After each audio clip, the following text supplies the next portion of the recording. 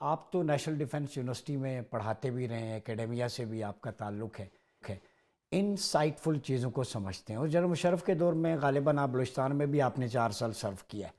پہلا تو یہ بتائیں کہ یہ جو پروپیگیشن ہے، ملٹری فرنٹ پہ فوج قربانیاں دیتی ہے، باقی آپ کا ایجوکیشنل فرنٹ، آپ کا پولیٹیکل فرنٹ، اکانومک فرنٹ، یہ جب تک الائن نہیں کریں گے تو وہ قربانیاں ضائع ہو جائیں گی۔ دوسری طرف جو ڈیجیٹل ٹیررزم ہے، پروپیگیشن کا ایک ویو ہے، فوج ہی سب کچھ کرتی ہے، تو کیا سمجھتے ہیں اس کا انکاؤنٹر کیا ہے؟ کیسے الائن ہو تو ملک بہتر ہو؟ فوجی تو اپنی جان دے رہا ہے، لیکن اس کا رزلٹ پازیٹیو یا افیکٹولی ہم ملک کے لیے ثمرات کیسے سمجھتے ہیں؟ بالکل آپ نے صحیح کہا کہ اس میں پورے ملک نے مل کے ملک کو بچانا ہے اور سنوارنا ہے۔ اب کیونکہ باقی ادارے اس طرح سے ڈیولپ نہیں ہوئے جس طرح سے فوج ڈیولپ ہوئی ہے، اور فوج ڈیولپ کیوں ہوئی ہے؟ بیکاز فوج میں میرٹ ہے اور اس میں کوئی انٹرفیرنس نہیں ہے۔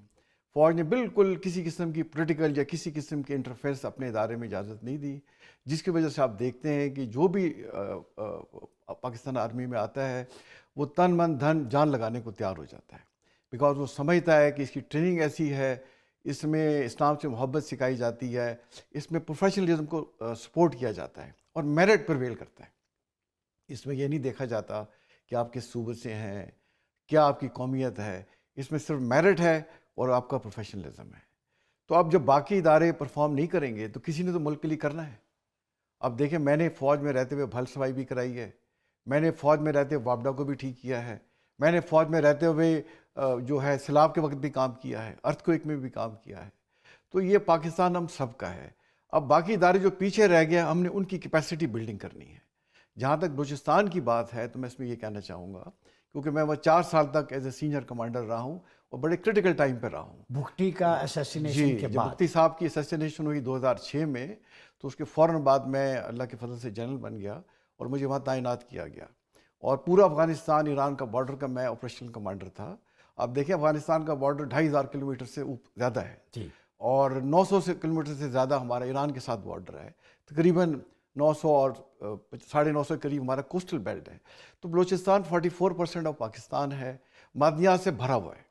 آپ معدنیات کا نام لیں تو وہاں موجود ہے، منرل سارے بھرے میں، ہر ڈسٹرکٹ ہر ڈویژن میں ہے۔ اچھا، یہ قائد اعظم نے بھی کہا تھا کشمیر، گلگت بلتستان اور بلوچستان، جی، یہاں پہ منرل نیچرل ریسورسز ہیں۔ دیکھیں، اللہ کے نام پہ پاکستان بنا ہے، تو جو اب ملک اللہ کے نام پہ بنا ہو، جس میں اس میں ہزاروں لاکھوں لوگوں نے جانیں لگا دی ہوں، تو کیا ان کا خون رائے گاں چلا جائے گا؟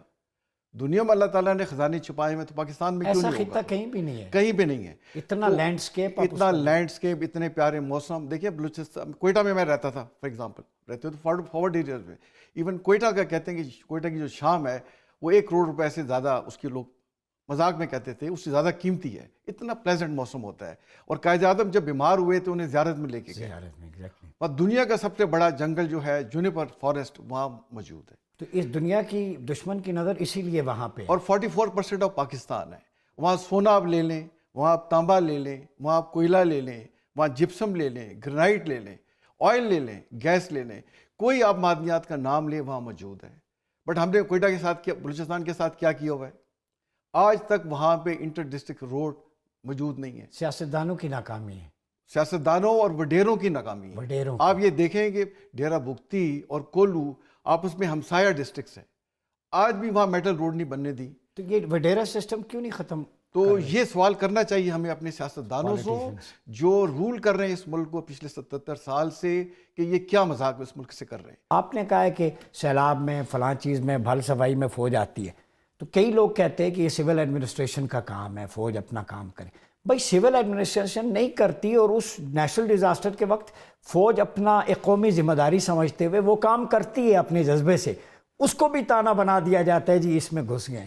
دیکھیں، جب بھی فوج آتی ہے وہ اس وقت کی جو حکومت ہوتی ہے وقت کی، اس کی مرضی سے آتی ہے۔ ٹھیک، وہ فوج کو اس کو اپنے لیے بلاتے ہیں، فارمل ریکویسٹ جاتی ہے، سویلین اسسٹنس کے لیے آتی ہے، اس کو باقاعدہ دعوت دی جاتی ہے، ریکویسٹ کی جاتی ہے۔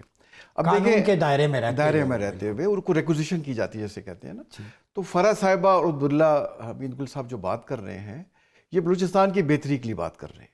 میں یہ سمجھتا ہوں کہ ہمیں پہلے پاکستان کی بات کرنی چاہیے، پھر بلوچستان، سندھ، پنجاب یا KPK کی بات کرنی چاہیے۔ پاکستان ہے تو ساری اکائیاں ہیں، خدا نخواستہ اگر پاکستان کو کچھ ہوتا ہے تو یہ اکائیاں بالکل بے وقت ہو جاتی ہیں۔ اب جہاں تک دیکھیں بلوچستان، جیسے فارغ صاحب نے کہا کہ چیف آف آرمی اسٹاف کو وہاں آنا چاہیے، وہ سب سے پہلے پہنچے، پرائم منسٹر صاحب بھی پہنچے.